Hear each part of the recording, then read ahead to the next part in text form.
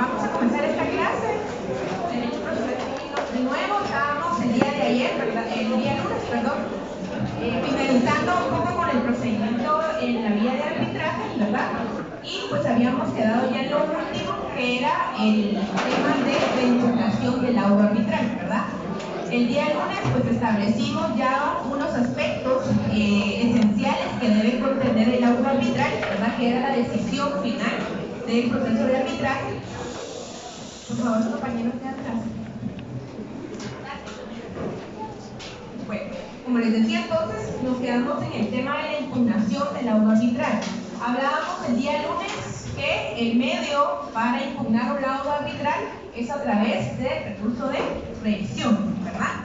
Hablábamos también un poco que este recurso se debe plantear ante, ¿verdad?, la sala jurisdiccional competente, y esta debe ser planteada 30 días, perdón, un mes después, ¿verdad?, de que quede firme el pronunciamiento del laudo arbitral. Una de las características que debe contener al momento de plantear el recurso de revisión, primero debemos tener en consideración que el plazo, ¿verdad?, son un mes después, ¿verdad?, de haber sido emitido el laudo arbitral.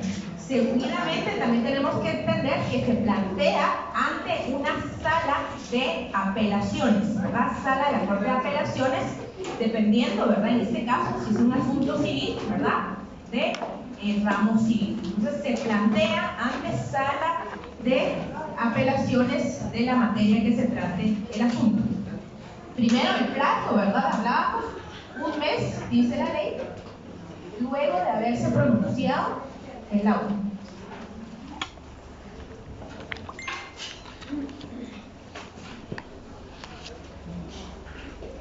Se debe plantear entonces ante la sala de apelaciones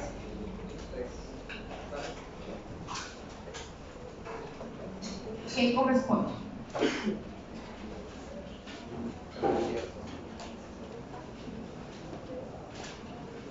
Seguidamente, otro de los aspectos que nos establece la ley de arbitraje en su artículo 43 específicamente es que al momento de plantear el recurso de revisión, quien plantea el recurso debe establecer primero, ¿verdad?, el pronunciamiento y cuál es la objeción según los preceptos que vimos el día lunes, que hacen inválido, por ejemplo, un pronunciamiento de laudo arbitral, pero también establece la ley que en este mismo acto, ¿verdad?, quien está impugnando el laudo arbitral, pues debe proponer sus medios de prueba.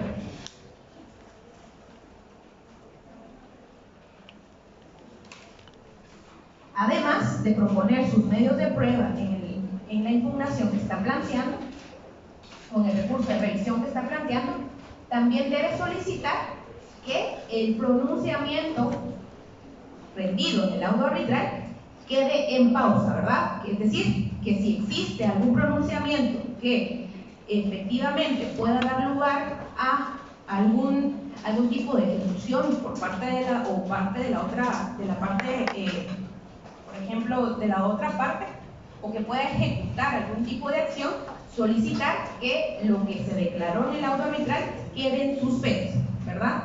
Eso es también algo muy importante, solicitar que el laudo quede en suspenso.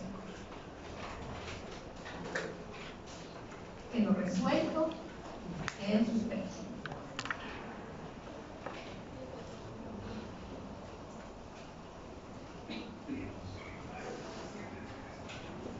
Son cuestiones que deben incluirse en el recurso de revisión, ¿verdad? Seguidamente, luego de esto, si se trataran, ¿verdad?, de asuntos de hecho y se abrían o hay necesidad de abrir a prueba, la ley establece que cuánto tiempo se puede abrir a prueba el recurso de revisión. ¿Cuántos días? 2 días. No.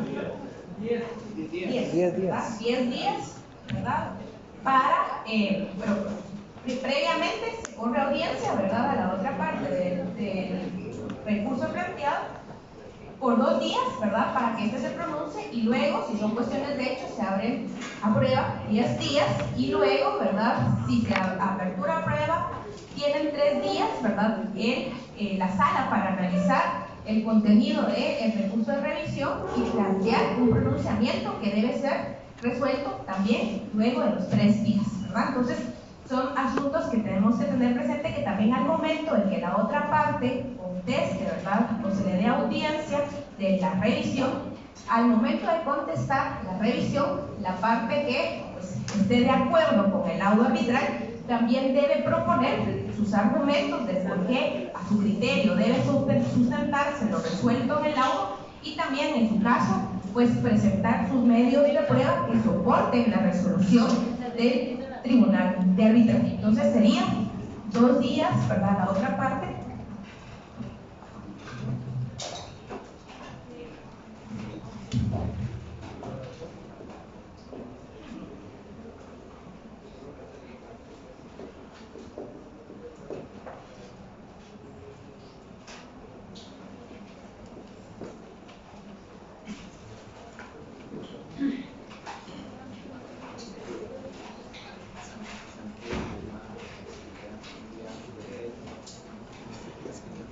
Luego son 10 días si se tratara de cuestiones de hecho,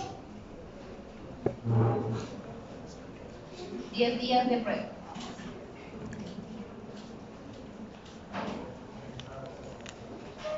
Luego se tienen 3 días para que la sala analice el contenido de la revisión y 3 días para resolver. Y contra lo resuelto ya no puede proceder ningún otro recurso, ¿verdad?, de revisión. Entonces, ese es el procedimiento para impugnar algún laudo arbitral, ¿verdad? Entonces se presenta recurso de revisión ante la sala dentro del mes, luego de haberse dictado el laudo arbitral. En el recurso de revisión, recordad que siempre, aparte de los argumentos, se debe proponer los medios de prueba. Asimismo, solicitar que quede en suspenso, ¿verdad?, lo resuelto en el laudo arbitral. Se corre audiencia a las otras partes interesadas por el término de 2 días. Luego, si son cuestiones de hecho, ¿verdad?, se puede abrir la prueba por el plazo de 10 días. El tribunal, o la sala, perdón, analiza los medios de prueba y los argumentos aportados para resolver en 3 días para analizar, ¿verdad?, y entrar a conocer el recurso en 3 días y luego puede emitir la resolución final en el mismo plazo de 3 días. Entonces se plantea luego de un mes el recurso, se da audiencia por 2 días, se abre a prueba por días si son cuestiones de hecho, se hace la conclusión de la revisión, del recurso de revisión, si es pertinente o no, en 3 días y se da la resolución final en 3 días, en donde se declara con lugar o sin lugar el recurso de revisión, ¿verdad? Y una vez estando resuelto el recurso, pues está firme, ¿verdad?, el laudo arbitral para su posterior ejecución, si fuera el caso, ¿verdad? Entonces, ahí cerraríamos, ¿verdad?, con el recurso de impugnación que procede contra los laudos arbitrales y hasta aquí estaríamos en cuanto al tema de arbitraje. En cuanto a lo que hemos visto en estas 2 clases, no sé si hay alguna duda, si no, pasaríamos ya al otro tema, que es el tema de las ejecuciones. Sí, perdón, era lo de, yo me quedé en 2 días por parte de ¿qué? Ahí sí no entendí muy bien, perdón. Si quieres, leamos el artículo 43 de la ley de arbitraje.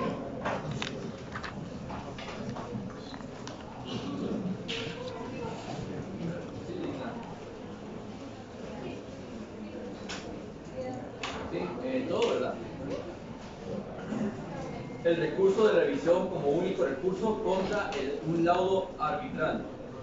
Contra un laudo arbitral solo podrá recurrirse ante una sala de la Corte de Apelaciones con competencia territorial sobre el lugar donde se hubiere dictado el laudo, mediante un recurso de revisión conforme a los párrafos 2 y 3 del presente artículo.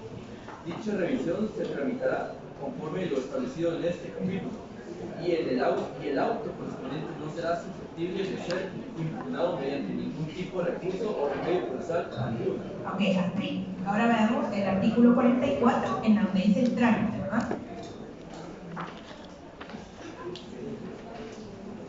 Artículo 44. Artículo 44. Trámite de la revisión. Promover la revisión en contra del laudo se hará audiencia a los otros interesados por el plazo común de 2 días. Ahí está. Entonces, ¿de qué se le va a dar audiencia a las otras partes? ¿Cuáles son estos 2 días? Preguntaba el compañero, ¿verdad? Se le da audiencia conforme a la revisión que se ha planteado por alguna de las partes que no está de acuerdo en cuanto al laudo arbitral, ¿verdad? Y los argumentos que está planteando, el por qué quiere impugnar, ¿verdad? O considera que el laudo no está ajustado a derecho, ¿verdad? Entonces, de eso se le corre audiencia a la otra parte para que él analice también la pretensión de impugnar el laudo arbitral, y por eso les decía, ahí es como el plazo, ¿verdad?, en donde se le da para que pueda contestar, ¿verdad?, y plantear sus medios de prueba en dado caso quiera sostener, ¿verdad?, la resolución emitida por el tribunal arbitral, ¿verdad?, porque pues si le favorece, pues se puede establecer que está ajustado a derecho y que el recurso de revisión pues no es procedente, ¿verdad? Entonces esa audiencia para que usted se pueda pronunciar con relación a la pretensión del recurso de impugnación. Por eso son 2 días, se le corre audiencia por 2 días, ¿verdad? Y luego, ¿verdad?, si son cuestiones de hecho con la contestación de esa audiencia que le corrieron por 2 días, si son cuestiones que hay necesidad de analizar prueba, ¿verdad? Por eso es importante que la prueba se aporte de una vez, tanto si usted es quien impugna en el recurso de impugnación. Ahora, si usted es quien está contestando el recurso de revisión, pues conteste con sus respectivos medios de prueba que sustenten que usted o la resolución del laudo arbitral pues está ajustada a derecho, ¿verdad? Entren a analizar si en dado caso fuera necesario 10 días, si no, si son cuestiones de derecho, no se abre a prueba, ¿verdad?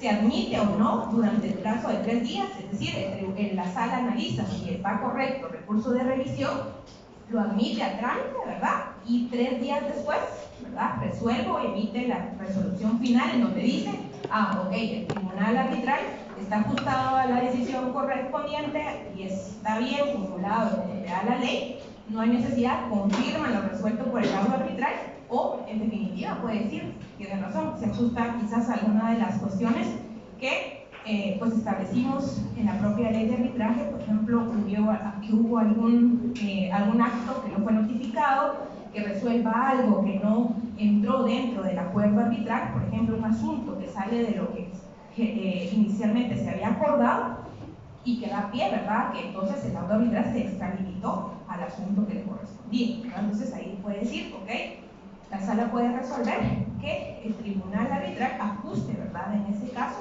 la resolución a lo inicialmente acordado, ¿verdad? O que revise, por eso es un recurso de revisión, si se dan cuenta, se plantea ante un órgano externo al tribunal de arbitraje, se plantea ante una sala de apelaciones.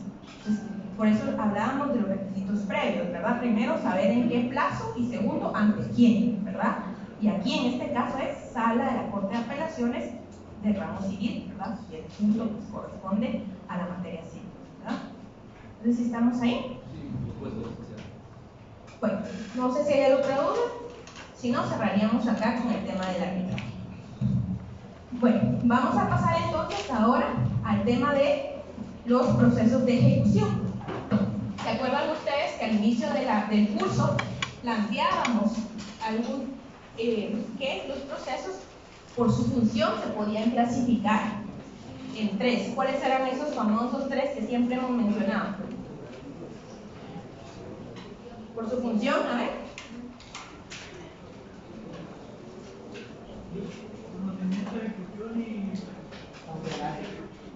Por su función. Cautelares, ajá. De conocimiento y ejecución. Dentro de los de conocimiento, ¿cuáles fueron los que vimos?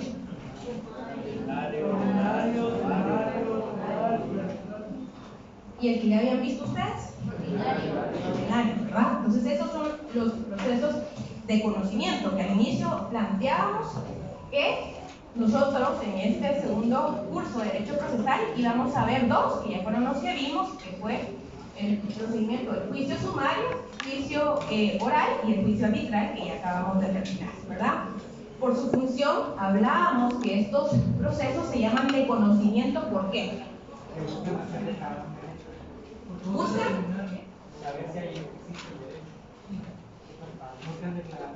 declarar Son declarativos, constitutivos o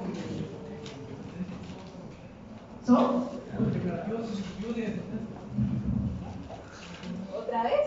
Declarativos, constitutivos y sentencia. Sentencia.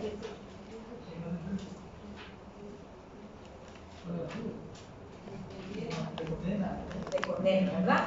Bueno, entonces justamente vimos que por su función, ¿verdad?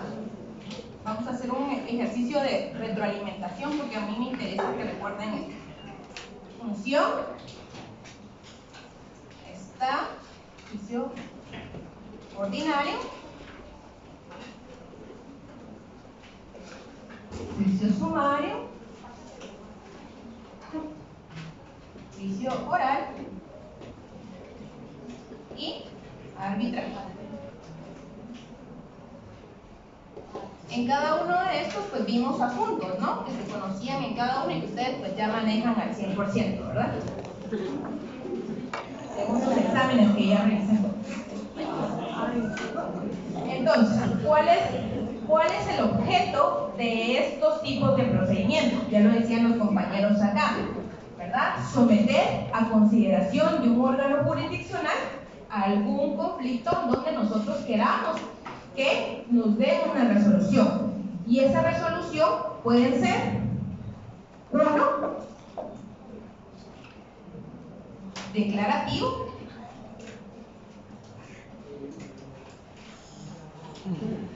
constitutivo o de condena. ¿Sí?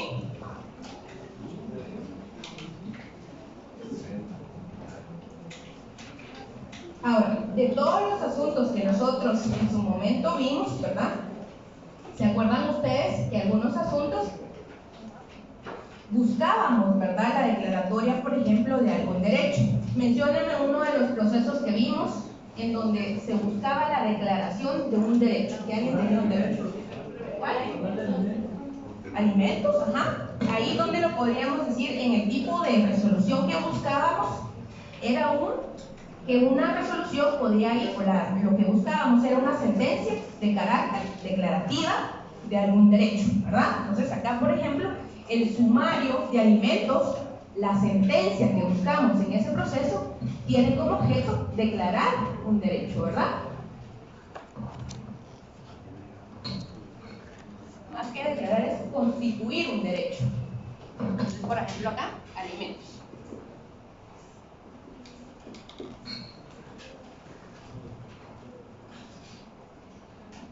Por ejemplo, en el proceso, más bien acá, por ejemplo, en el proceso que vimos de rendición de cuentas, ahí que buscábamos, ¿qué era el objetivo? ¿Se acuerdan que había unas características específicas que tenía que tener la resolución? O que teníamos que pedir que declarara en la resolución. ¿Cuál era? En la rendición de cuentas. Primero, si las cuentas, si ya se habían rendido cuentas y se ejecutaban o no se ejecutaban. ¿Y si no? Que se rindan cuentas y se ejecutaban. Leamos qué decía la rendición de cuentas. Busquemos la resolución que da pie a la rendición de cuentas.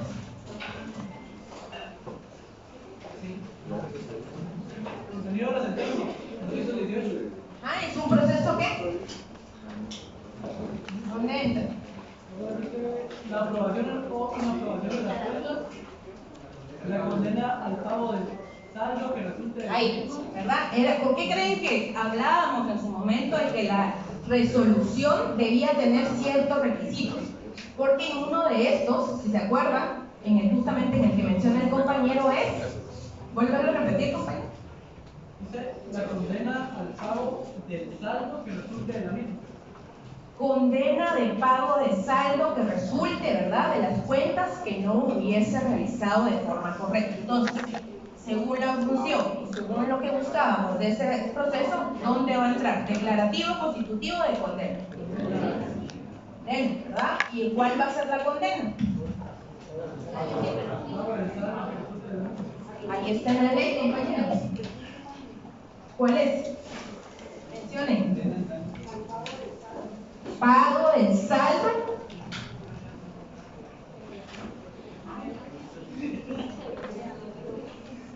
Pago del saldo. ¿Y eso a qué se traduce? A una cantidad de dinero, ¿verdad? ¿Os suena? Dinero, ¿verdad? Ahora, veamos. Denme a ustedes un ejemplo en donde podamos, de los procedimientos que ya vimos, buscar una sentencia en donde nos establezca la declaratoria de un derecho. Vamos a ver. Pero de los que ya vimos,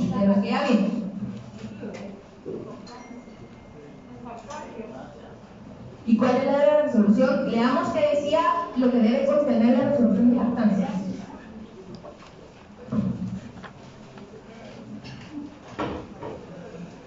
Leamos. Alguien que lea la resolución de jactancia, ¿cuáles son los efectos de la declaratoria de jactancia?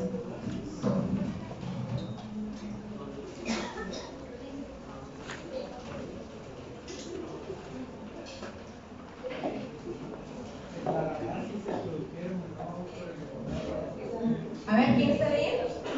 Lea. Si se hubiera negado la demanda del juez como base de pruebas que decía dictada sentencia, además declarará si se produjeron o no por el demandado las presiones que la demanda le hubiera atribuido. Entonces, en ese caso, ¿dentro de cuál de estas funciones entraría esa sentencia? Declarativa, ¿verdad? Entonces, por ejemplo, acá vamos a poner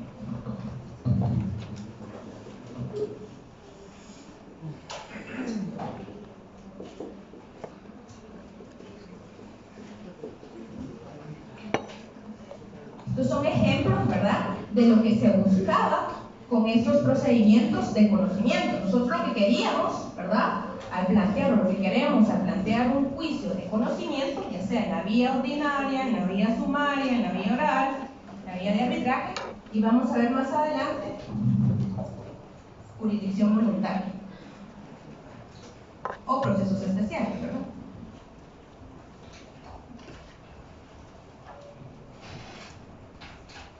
Es la declaración, la constitución o la condena, ¿verdad?, de algún derecho. Ahora, esa era la función de nuestros procesos. Ahora, ¿qué pasa en el mundo ideal? Tenemos ya la declaratoria, la condena o la constitución de nuestras pretensiones. ¿Creen que se va a ejecutar por sí solas? No. ¿Seguros? Sí. ¿Seguros? ¿Seguras? Debería. ¿Por qué debería?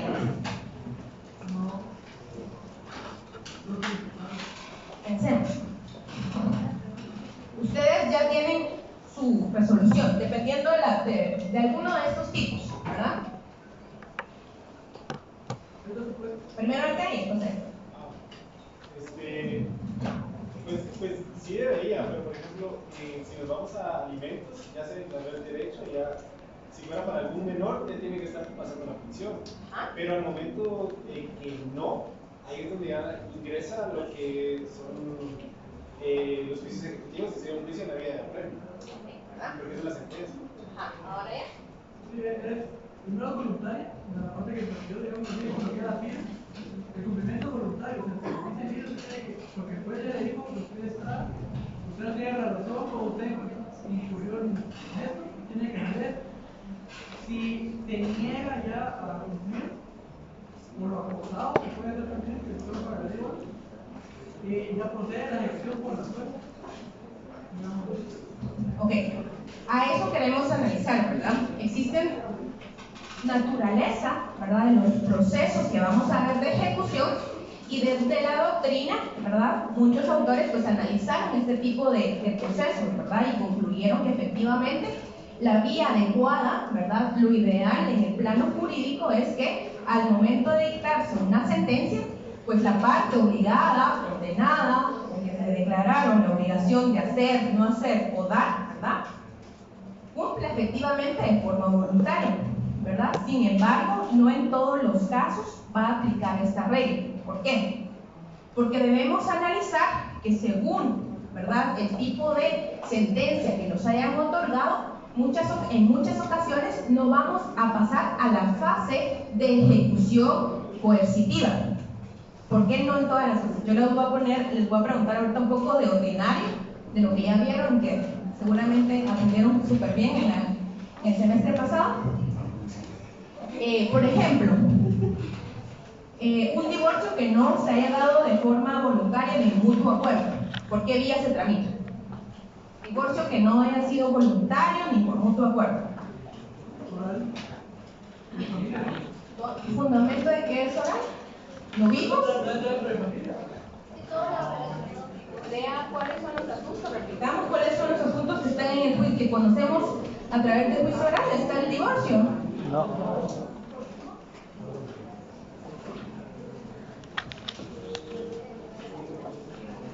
Van a ver que uno de los asuntos que más se conoce en la práctica, van a ver ustedes que son los divorcios, y yo no puedo creer que ustedes no sepan por qué vía van a llevar un divorcio.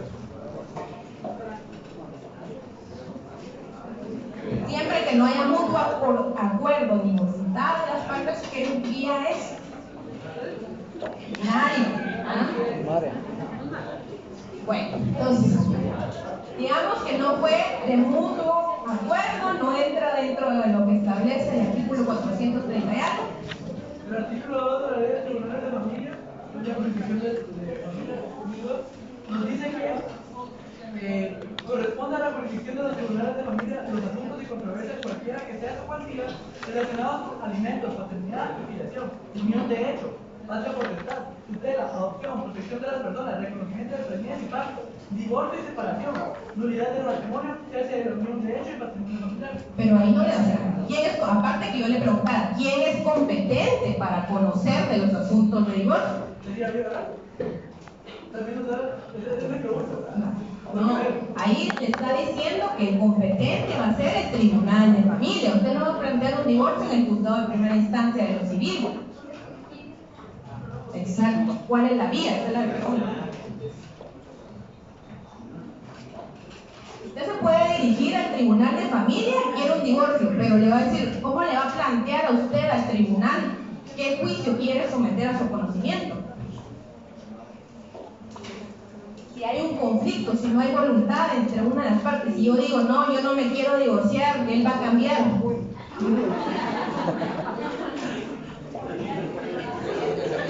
La vía ordinaria. Ahora, si hay un mutuo acuerdo, mutuo consentimiento, no funcionaban las cosas, va a ser un voluntario, ¿verdad?, de divorcio, y hasta hay un procedimiento específico, puede ser ya específico, va a ser ante el tribunal de familia, pero yo le tengo que plantear los asuntos en qué forma, ¿verdad? Porque si no hay discusión, no hay acuerdo, si hay litis, va a ser un ordinario. Si es voluntario se hace una audiencia de menos de 10 minutos, ¿verdad?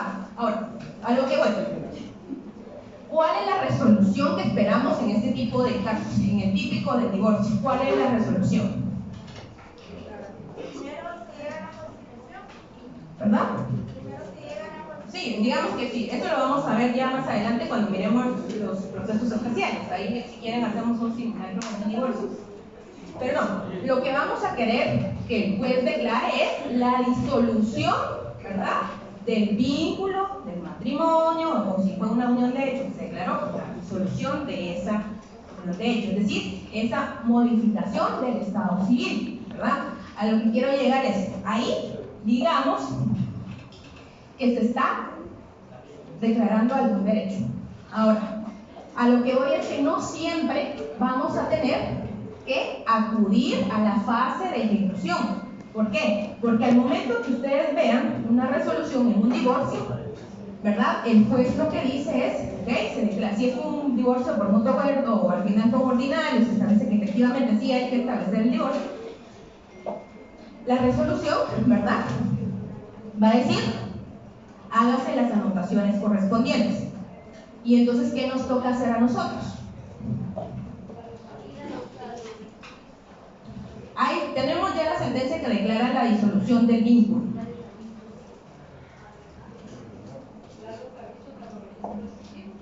¿Con qué van a llevar los avisos?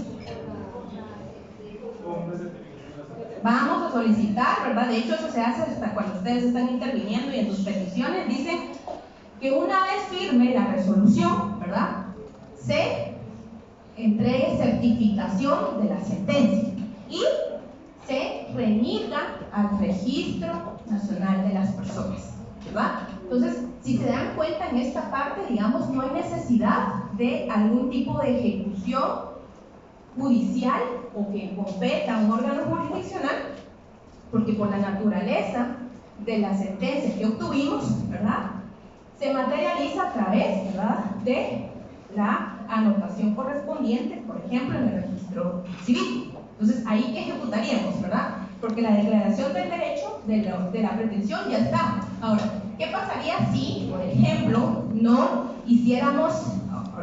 ¿Qué pasaría si, por ejemplo, nos dan la certificación, declaran la disolución del vínculo del matrimonio, pero nosotros no se lleva y no se hace la anotación correspondiente al Registro Nacional de las Personas? ¿Queda sin efecto esa disolución de divorcio? No, ¿verdad? No tiene ningún efecto, digamos, de prescripción. Entonces, ahí, si se dan cuenta, no necesariamente vamos a tener que entrar en esa fase procesal de ejecución, porque por la naturaleza misma del acto declarativo es una cuestión que el mismo juez, ¿verdad?, o que nosotros mismos como requirentes podemos solicitar a realizar y que quede firme, ¿verdad?, la anotación correspondiente. Cosa que, por ejemplo, no sucedería con una resolución o una sentencia de condena, ¿verdad?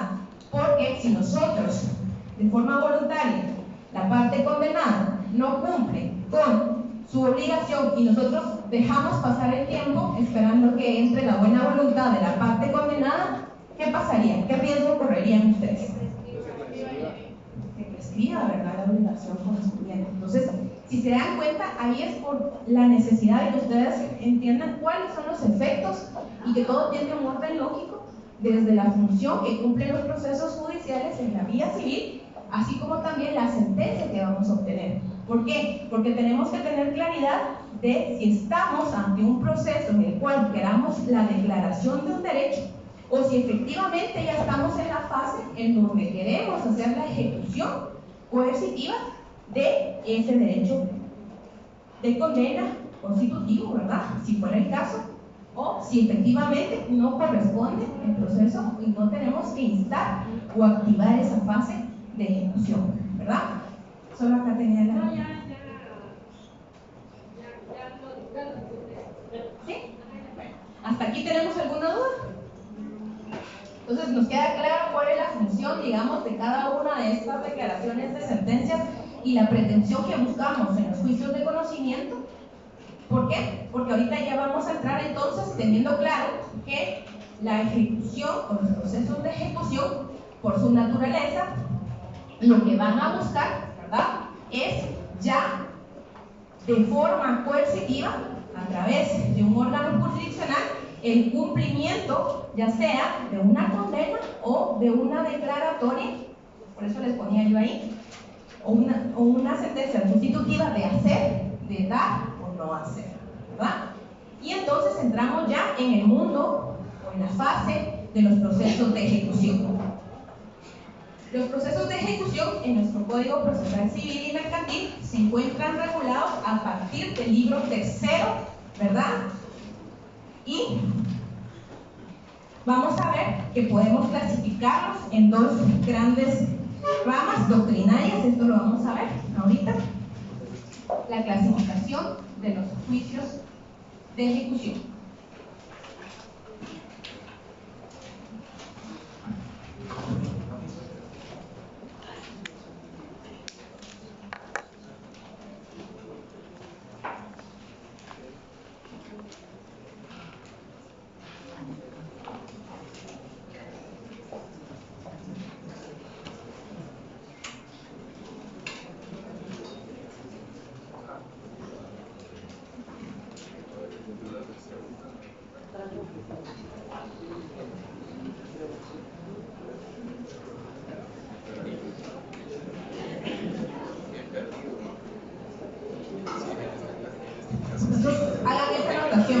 juicios de ejecución. Vamos a poner una pequeña definición. Fase procesal. Fase procesal.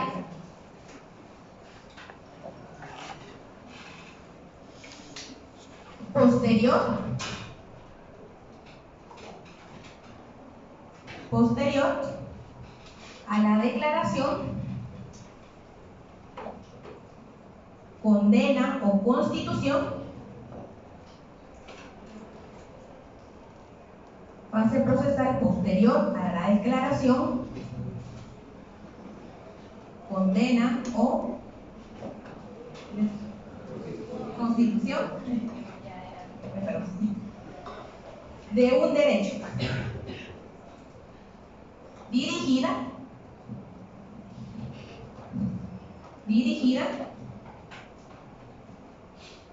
a asegurar la eficacia y cumplimiento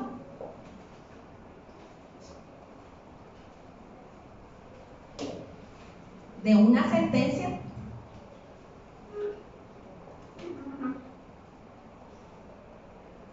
o del negocio jurídico.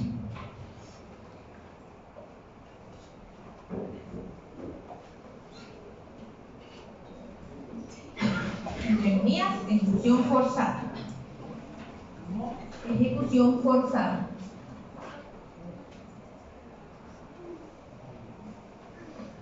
Bueno, luego de esto vamos a colocar que como les indicaba, en nuestro Código Procesal Civil y Mercantil, el proceso de ejecución se regula en el libro tercero a partir del título 1 y vamos a ver la clasificación que maneja nuestro Código Civil guatemalteco, en el cual vamos a hacer dos grandes divisiones primero.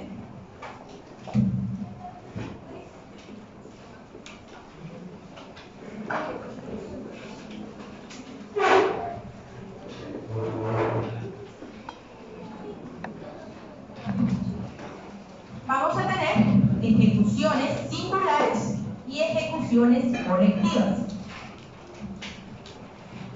Ejecuciones singulares y ejecuciones colectivas.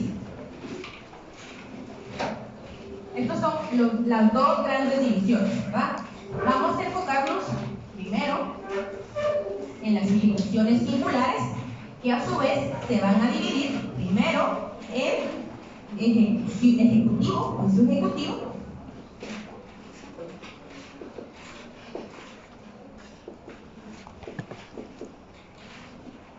regulado en el artículo. ¿En qué artículo está regulado? ¿A partir de qué artículo está regulado el juicio ejecutivo?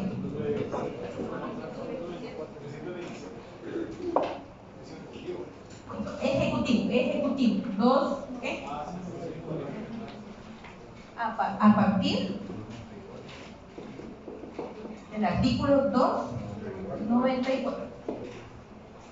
Seguidamente tenemos el juicio ejecutivo en la vía de apremio.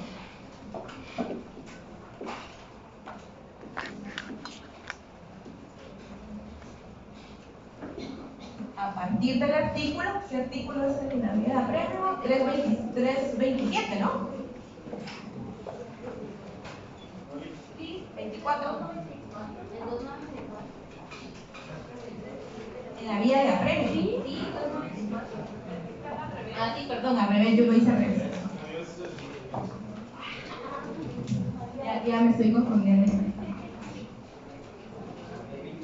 Entonces, en el 294, a partir del 294 tenemos el juicio ejecutivo en la vía de apremio y luego el ejecutivo, ahora sí, a partir del artículo 3, ¿qué es? 327, ¿verdad? Luego tenemos el juicio, las ejecuciones especiales.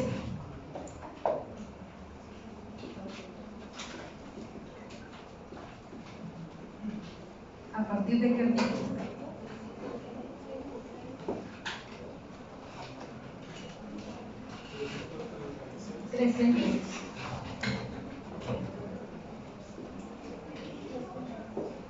Y estas a su vez van a tener 4 subdivisiones. primera va a ser obligación de dar. Y vamos a recordar un poquito derecho civil, que es 4. La segunda va a ser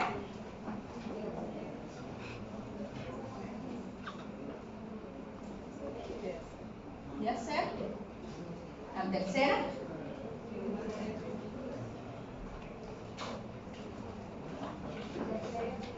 la obligación de escriturar.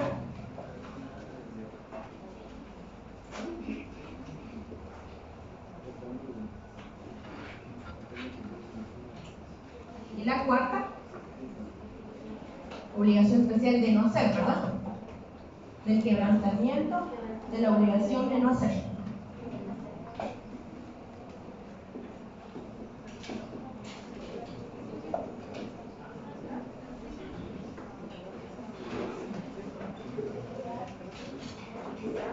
Bueno, esas van a ser las 4 categorías de las ejecuciones especiales.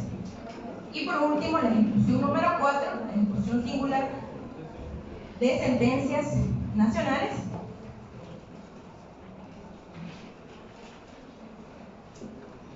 Y número 5, ejecución de sentencias extranjeras.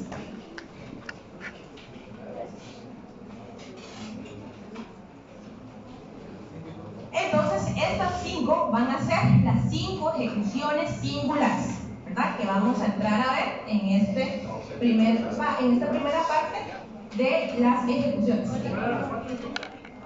La 4 es sentencia nacional, ejecución de sentencia nacional a partir del artículo 340 y ejecución de sentencias extranjeras a partir del artículo 344.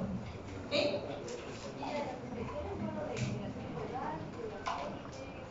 Sí, en las obligaciones especiales vamos a tener 4, que son la obligación especial de dar, ejecución especial de la obligación de hacer, ejecución especial de la obligación de escriturar y ejecución especial de quebrantamiento de la obligación de no hacer.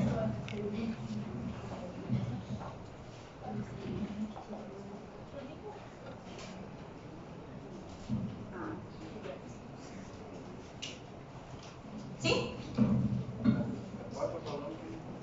La 4 es ejecución de sentencia nacional, artículo 340. Y la número 5, ejecución de sentencias extranjeras.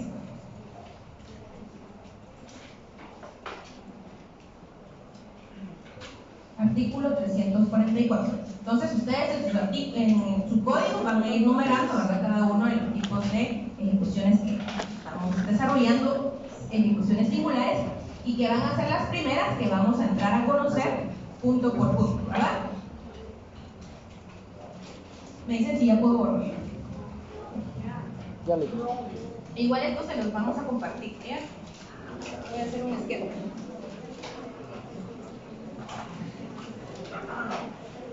Vamos a dejar entonces de momento las ejecuciones colectivas, porque ya vamos a ver en su momento cuando entremos del por qué vamos a dejar en pausa las ejecuciones colectivas.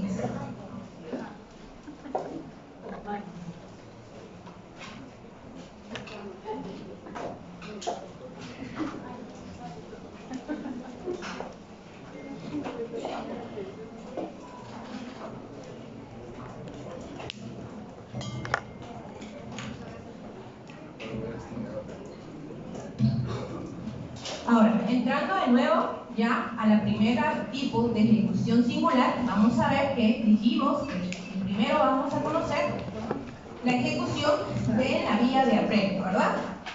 Para entrar a conocer la fase de ejecución, los procedimientos de ejecución, tenemos que tener como requisito, primero, obviamente, ya dijimos, la declaratoria efectiva o una sentencia o algún sustento, una base que nos establezca, ¿verdad?, el requerimiento, la base de requerimiento, y someter este asunto a competencia de un órgano jurisdiccional.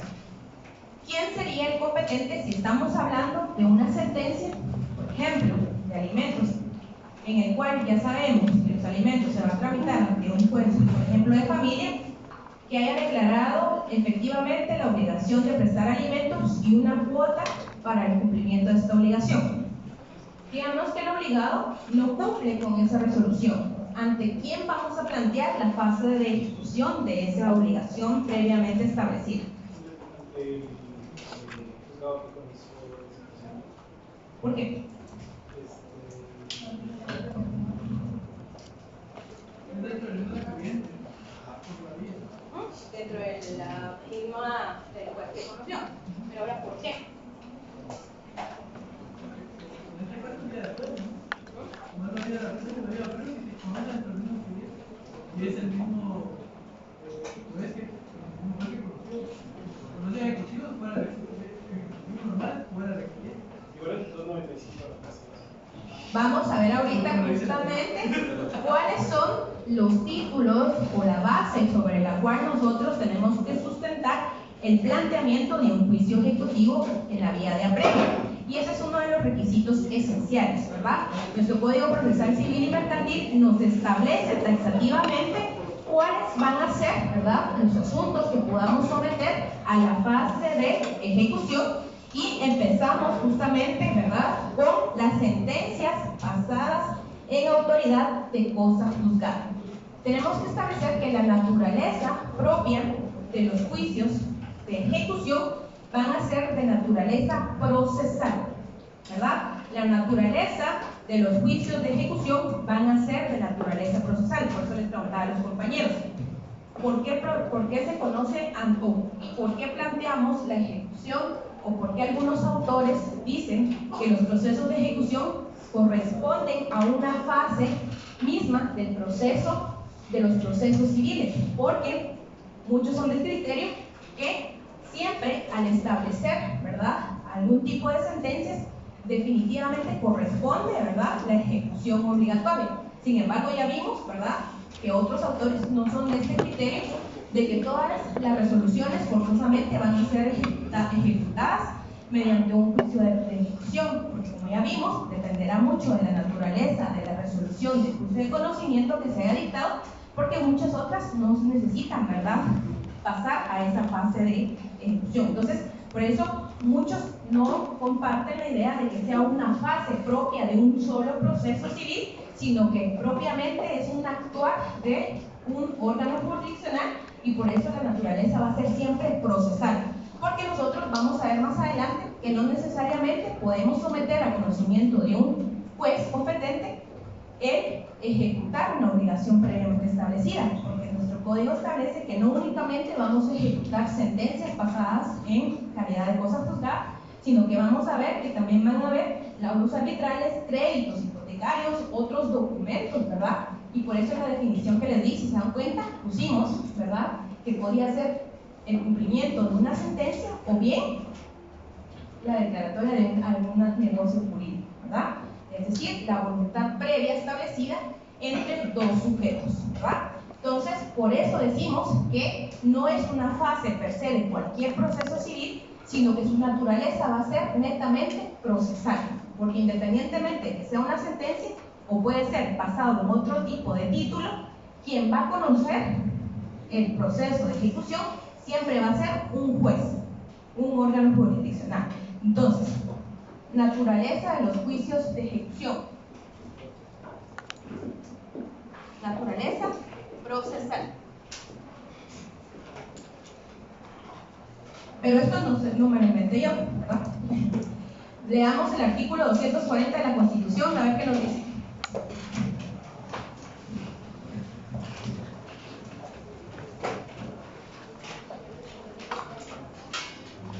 Artículo 240 de la Constitución. 240. Fuente de inversiones y gastos del Estado. No, lea el 240. ¿240? ¿Sí? La Constitución dice fuente de inversiones y gastos del Estado. Toda ley. No. El que dice. Vamos a ver. Vamos a ver si no tengo mi Constitución. Si no, el 27 de la Ley de Organismo Judicial. Ese es el 27. El que dice corresponde a los órganos de justicia promover los juzgados. Ay, porque los Dice dice el 27 de declaración de los bienes. ¿Pero qué va a decir el artículo? No, de la obligación de los tribunales de la competencia de la Corte Suprema de Justicia. 203. Constitucional. Sí, 203. La función jurisdiccional se ejerce con exclusividad absoluta por la Corte Suprema de Justicia y por los demás tribunales que la ley. Ahí está, ese. ¿Artículo? 203 constitucional. ¿Y qué más dice? ¿Solo eso dice? Dice, ninguna otra autoridad puede intervenir en la administración de justicia. En el recinto cuarto dice los tribunales de justicia, en toda resolución o sentencia observarán obligatoriamente el principio de la Constitución de la República prevalece sobre cualquier ley o tratado. El que dice corresponde a los órganos de justicia promover o juzgar. No me acuerdo de Está el 212 que dice los tribunales comunes conocerán de todas las controversias de derecho privado en las que el Estado, el municipio o cualquier otra entidad. 203. ¿Verdad que sí? 203. Los tribunales de justicia la potestad Ahí está, y promover la ejecución de los juzgados. justo ahí, ¿verdad? Entonces, 203.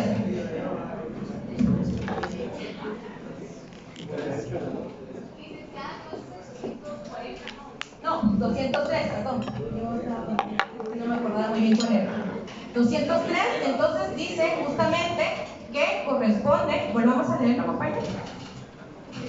Corresponde a los tribunales de justicia la potestad de juzgar y promover la ejecución de los juzgados. Corresponde a los tribunales de justicia dar y promover la ejecución de los juzgados. Si se dan cuenta, entonces ahí tenemos la base que justamente la naturaleza de los juicios procesales, de los juicios de ejecución es netamente procesal. Es decir, independientemente de la base declarativa de la obligación o condenatoria, ya sea una sentencia, un título en particular, a quien le corresponde en exclusividad el conocer y obligar, digamos, a algún sujeto el cumplimiento de alguna obligación, siempre va a ser un órgano jurisdiccional, ¿verdad? No puede ser un tercero, no puede ser un tribunal como el arbitraje, de hecho, hasta el auto arbitral va a corresponder la ejecución a un órgano jurisdiccional. Entonces, aun cuando no haya sido la base un juicio previo de conocimiento, el obligar a algún sujeto, el involucrar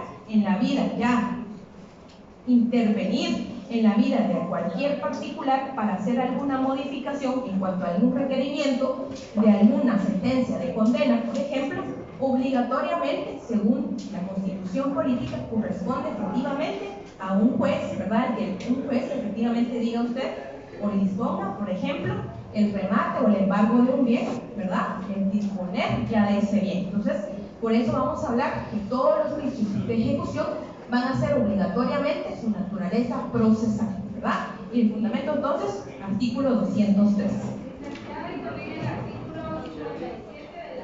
Ese, lean, ¿cuál es? ¿Cuál es la parte final que dice tribunales establecidos por la ley a los cuales corresponde la potestad de juzgar y promover la ejecución? Exacto, justamente, el artículo 57 de la norma.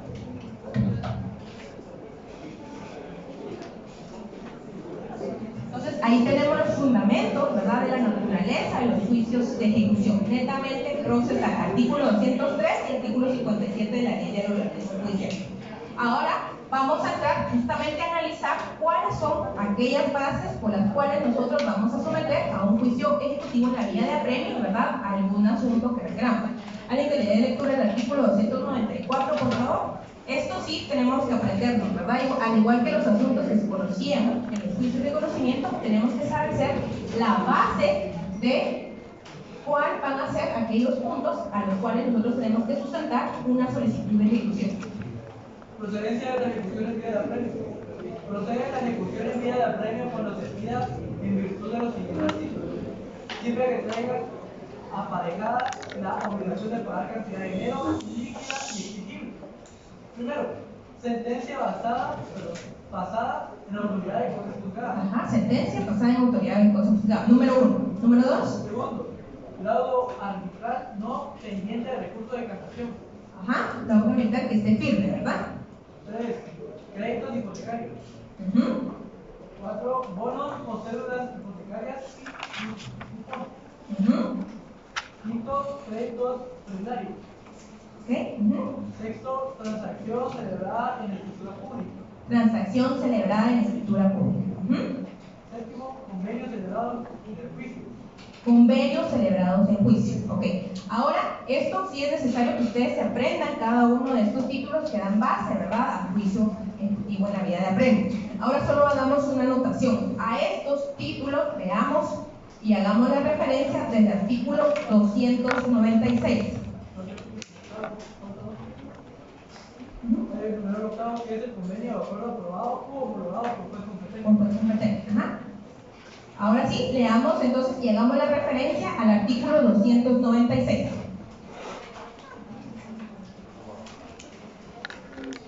Leamos el artículo 296.